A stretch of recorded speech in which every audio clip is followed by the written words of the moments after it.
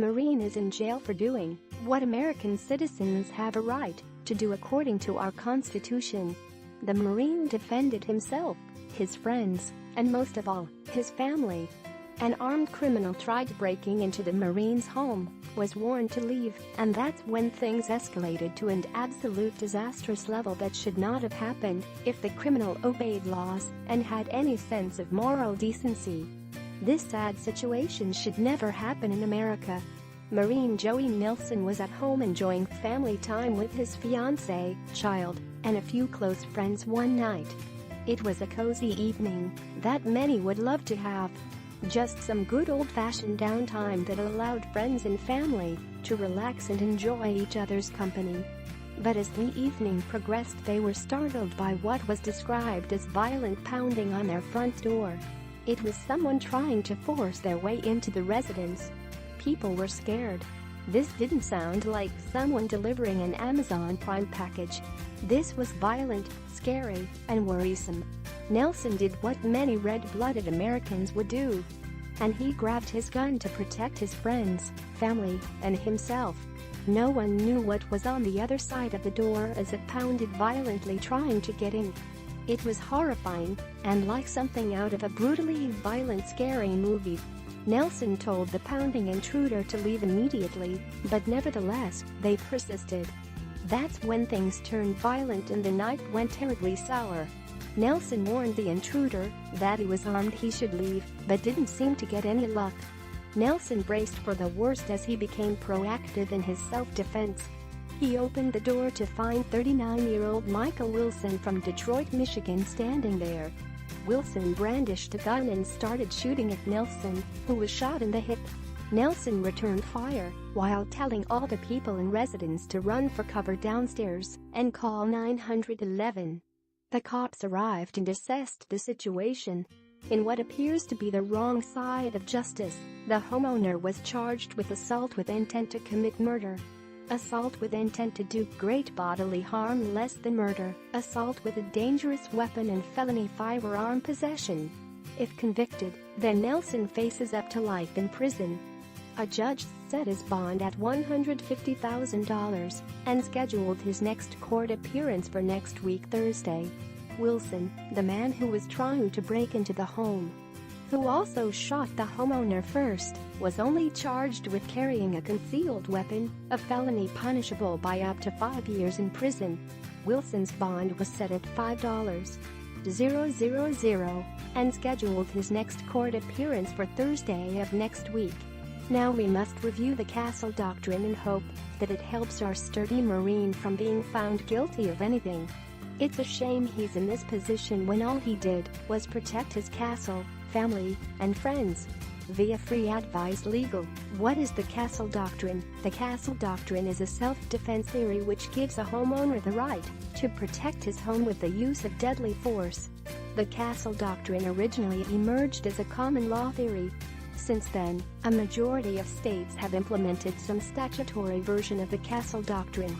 If a defendant successfully presents a Castle Doctrine defense, then he is completely exonerated of any wrongdoing.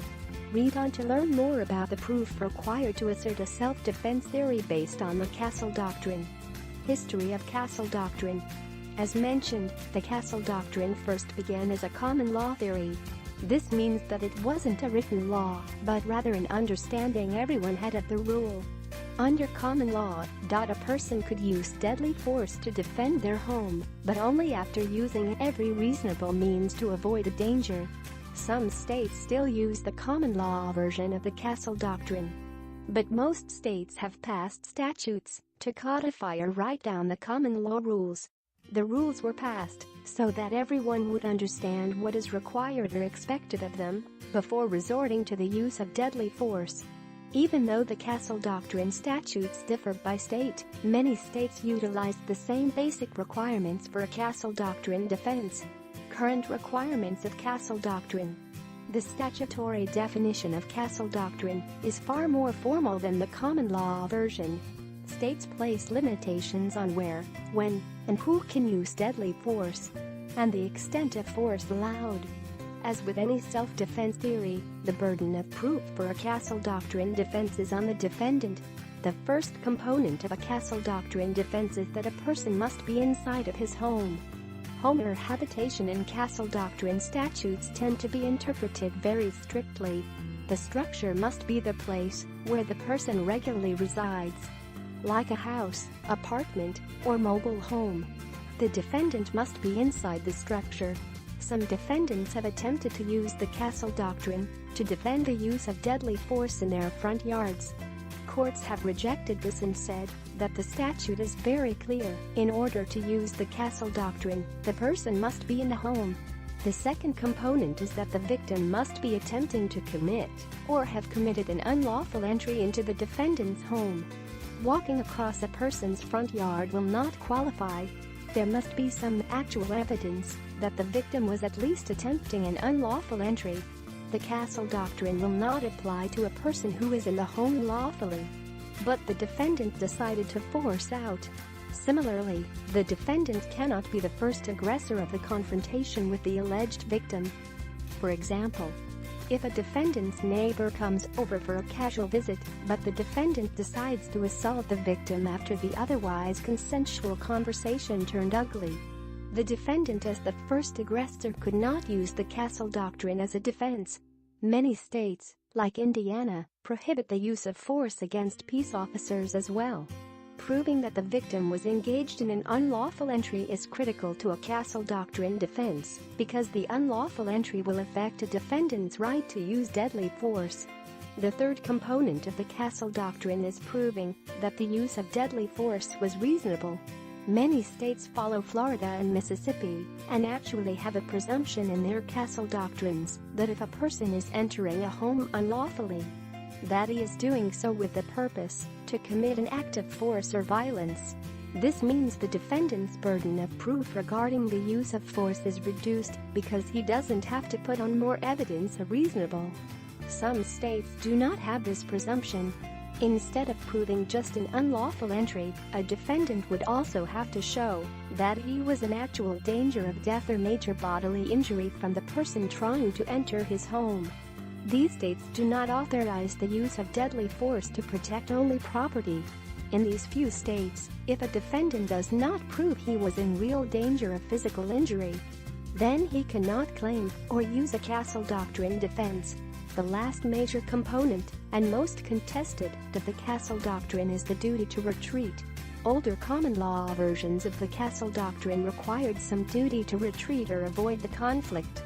However, after writing their own castle doctrine statutes, many states no longer require defendants to run from their home or to another area of their home before using deadly force. The states are split on the issue of this duty because of the number of incidents of people using deadly force on what turned out to be serious misunderstandings of the castle doctrine. To the extent possible, any person should know and understand the duty to retreat laws in their state before using deadly force. How to use the castle doctrine. In order to invoke a castle doctrine defense, a defendant must first offer some evidence showing that it fits the situation in which he was involved. As mentioned, this is the defendant's burden, not the prosecution's burden. Putting on evidence is only the first step in using the castle doctrine. After presenting evidence, a defendant must request an instruction in a jury charge on the castle doctrine theory of self-defense. Jury instructions are the set of rules in law that the jury receives that tells them what they can and cannot do. Without the jury instruction on the castle doctrine defense, the jury has no way of exonerating a defendant in their verdict.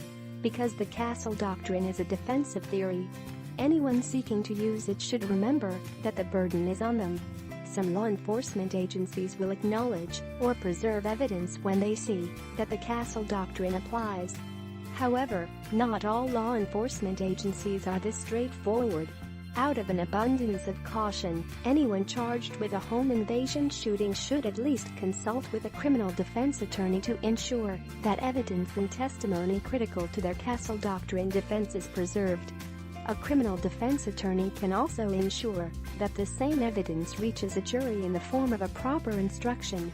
When did the American legal system move in the wrong direction so severely that it protects the criminals who attempt to break into our homes and murder us?